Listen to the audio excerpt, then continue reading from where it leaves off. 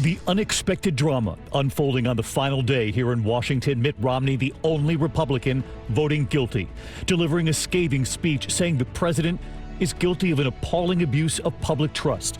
President Trump tonight declaring victory. The other news this Wednesday night, the terrifying images coming in now, storms across the U.S. The tornado watches and warnings, the system from New Orleans all the way up into the Northeast. A dangerous 24 hours ahead, and Rob times it out. The deadly scene, the passenger jet skidding off the runway, the plane breaking into pieces, passengers escaping through the fuselage. The scare at the Super Bowl parade right before the start of the Kansas City Chiefs victory parade. Police chasing the driver down the route. The coronavirus, 2 planes touching down in the U.S. Hundreds of Americans evacuated from China, now under quarantine. And now the cruise ship at sea, at least 10 cases confirmed on board. The new Iowa caucus results just in, Mayor Pete Buttigieg leading. And tonight, Joe Biden now on the attack, taking aim at Bernie Sanders for calling himself a Democratic socialist and questioning Pete Buttigieg's electability against President Trump. A state trooper shot and killed, I-95 shut down in both directions. The 2 missing children, their mother found in Hawaii. Tonight, police looking at this newly obtained video, appearing to show her at a storage unit. And why Bernie Madoff is now asking for compassionate release from federal prison. This is ABC World News Tonight with David Muir, reporting tonight from Washington. And good evening tonight from Washington, where President Trump today has been acquitted on abuse of power and obstruction of Congress. The president declaring victory right after, but it did not come without an unexpected moment today. Senator Mitt Romney voting to convict. But the rest of the Republican majority, as expected, held for the president, voting to acquit on both charges. Every Democrat voting to convict. But there was that decision from Mitt Romney, the speech he delivered on the floor, speaking of his faith and growing emotional about his decision, saying the president is guilty of, quote, an appalling abuse of public trust, the only senator ever to vote to remove a president of his own party. But after an exhausting impeachment trial in a divided country, new signs tonight, the battle is not over. ABC's Mary Bruce leads us off on the Hill tonight. After 5 months of investigating and a deeply divisive trial, it all came down to this. One by one, the senators standing to render their verdict. Senators, how say you? Is the respondent, Donald John Trump, guilty or not guilty? Every Democrat voting to convict. Mr. Manchin, guilty. Republicans falling in line behind the president. Ms. Murkowski, not guilty. But not Mitt Romney. Mr. Romney, guilty. The Republican from Utah emotional as he became the first senator in American history to vote to remove a president of his own party. He called it the most difficult decision he's ever faced. I swore an oath before God to exercise impartial justice. I am profoundly religious. My faith is at the heart of who I am.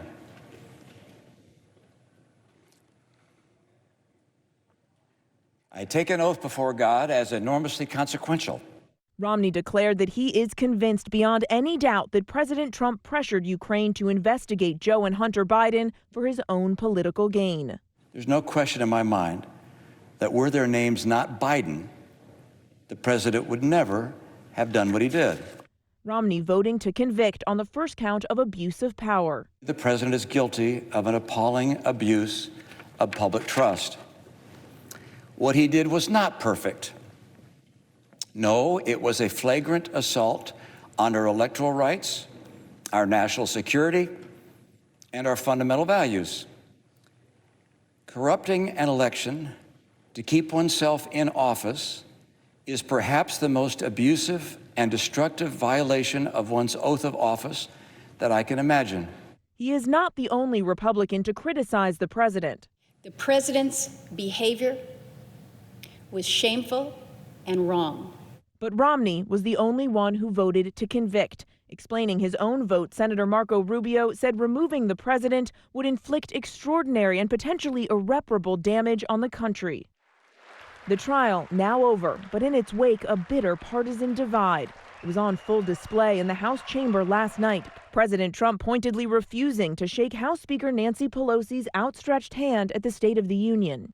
And when Trump finished his address, the speaker tore up his speech, ripping it to pieces in full view of the cameras. Afterwards, she explained why she did it. Why did you tear up the speech? Because it was a manifesto of mistruths. Tonight, Pelosi responding to the Senate impeachment vote, saying their decision to acquit President Trump, quote, normalized lawlessness. It's been quite a 24 hours. Mary Bruce joins us live from the Capitol tonight. And Mary, a number of Republican senators have defended President Trump's actions. But today, Senate Majority Leader Mitch McConnell was not one of them. Well, David, it's a question we have been asking here for months. But tonight, when pressed repeatedly, the Republican leader Mitch McConnell still would not say if he thinks the president's actions were appropriate. Instead, he said the Senate has made its decision and that as far as he's concerned, this is in the rearview mirror, adding what comes next is now up to voters. David. All right, Mary Bruce leading us off from the Capitol tonight. Mary, thank you. President Trump's team claiming victory tonight, declaring the Senate's verdict a full vindication and exoneration. And they had some tough words for Senator Romney. So let's get right to our chief White House correspondent, Jonathan Karl, tonight. And John, the president was hoping all the Republicans would stand by him today, but that didn't happen. The president and his team wanted every single Republican to stand with him so that he could portray this as an all-Democrat and only Democrat impeachment effort. I am told, David, that the president is livid. Already we have seen the Republican National Committee come out with a statement attacking Romney. It is chaired by his niece. Also, the president's campaign has put out a statement calling him an irrelevant relic. The White House, in an official statement, called him a failed presidential candidate. And Donald Trump Jr., the president's son, is calling for Romney to be expelled from the Republican Party. As for Romney himself, he said today he fully expected there would be enormous consequences for both him and for his family. But David, he said he had no choice but to follow his conscience. John Karl and Mary Bruce with us from the start on all of this. John, thank you. To the other major news on this Wednesday night, the powerful winter storm stretching across 2,000 miles, alerts from Texas all the way up into the Northeast tonight, and a tornado watch in several states as we're on the air tonight. In New Orleans, look at this, a powerful gust of wind shattering the revolving door in this office building. And a suspected tornado downing trees and power lines in Martinville, Mississippi. The severe weather heading toward the southeast and then up the coast. ABC's Steve Osunsami from Atlanta tonight. There's a long night ahead for parts of the South. The strong storm pushing through is bringing tornado warnings. In Martinville, Mississippi, a possible tornado knocked down pine trees and power lines and blocked this highway. That is hail, big hail. These are pictures just now coming in from New Orleans. The hail and high winds are forcing them to take cover in the lobby of this building. A blast of wind broke through the revolving doors. Those same high winds brought down this scaffolding, crushed several parked cars. One person was hurt. This is the wet side of a 2,000-mile storm that's also dumping ice and snow to the north, making it dangerous to travel for millions on the highways. In the Tulsa area, they had trouble trying to keep on the roads. In Oklahoma City, people had to push cars. An absolute mess here on I-40 eastbound. Cars have been here for over an hour now. East of Chickasha, this tanker truck slid into a creek. The driver had to be hospitalized. In Missouri, this crash involving at least 2 semis and 3 cars shut down part of Interstate 70 west of Columbia. At least one person here was hurt too. This storm is now headed our way here in Atlanta, where heavy rains are expected this evening. We're already under a flash flood warning, and there's the chance of a tornado. David? Atlanta in the bullseye as well. Steve, thank you. Meteorologist Rob Marciano, he's live in New York City tonight as this whole system stretches right up into the Northeast. Rob? It's a big storm, David, impacting everyone in the eastern half of the country, and that tornado watch is only expanding, a dangerous situation across parts of the southeast. Flood watch is up, winter weather alerts as well. This thing will time out over a 48-hour period with heavy rounds of rain with that severe across the southeast, the mid-Atlantic, up I-95, mostly rain there. Up north of 990, it'll be mostly snow, ending sometime Friday, but then the winds get cranking Friday night. David? Rob Marciano will be watching it. Thank you. And we're going to turn next tonight to the deadly landing for a passenger jet. Passengers climbing from the wreckage. All of this playing out at the airport in Istanbul, Turkey. Video capturing the passenger jet coming in for landing in the rain there, appearing not to slow down before then heading down an embankment. The jet breaking into pieces. 179 people injured. At least 3 people were killed as passengers then climbed through that ripped fuselage. ABC's David Curley covers aviation for us. The question tonight, why couldn't this 737 stop on the rain-covered runway as it rolls right off the end? The Turkish jetliner disappearing down an embankment where it breaks up into 3 pieces. A small fire breaking out, seen from the highway along the Istanbul area airport, as passengers scramble out the break in the fuselage and the exits.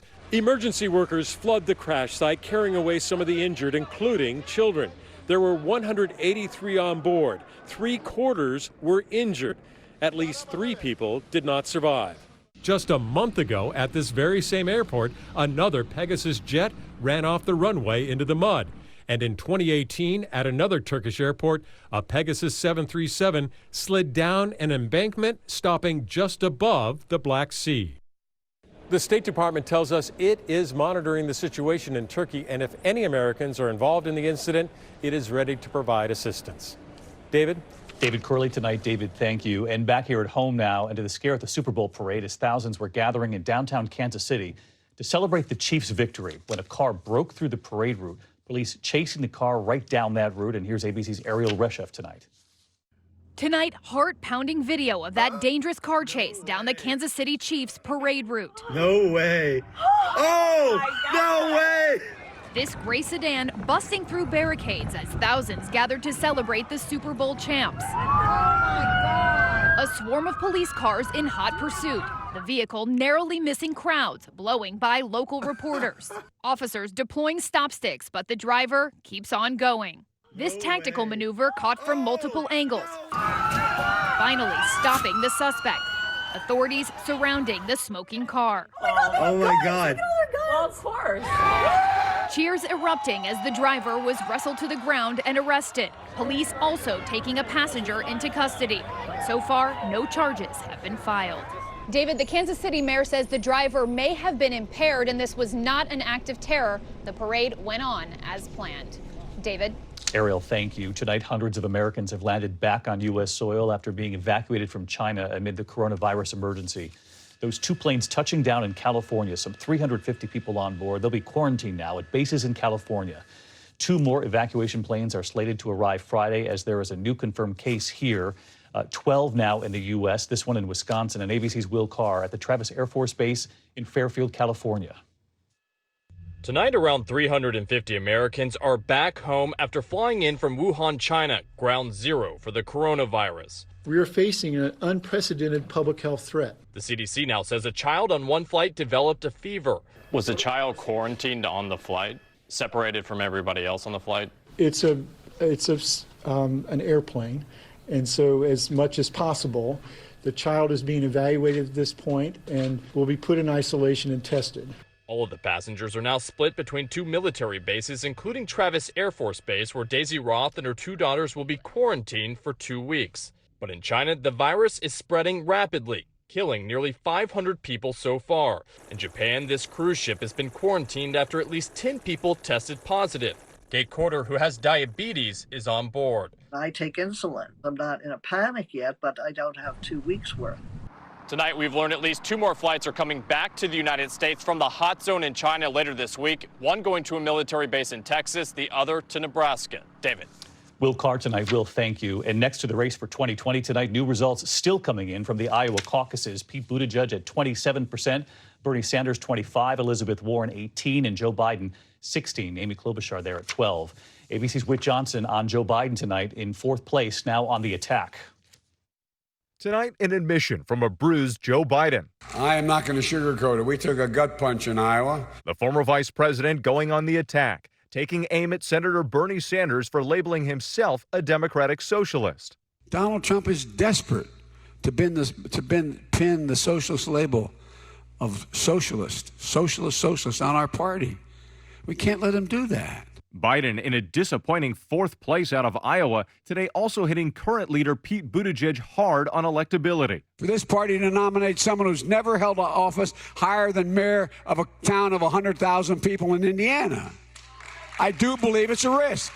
But the bigger risk, the former South Bend mayor says, is to fall back on the familiar. How do you think you were able to outperform other moderates in the race like Joe Biden? Well, I think the key is a focus on the future and a desire to win. And every time my party has won in the last half century, it's been with a candidate focused on the future and opening the door to a new generation.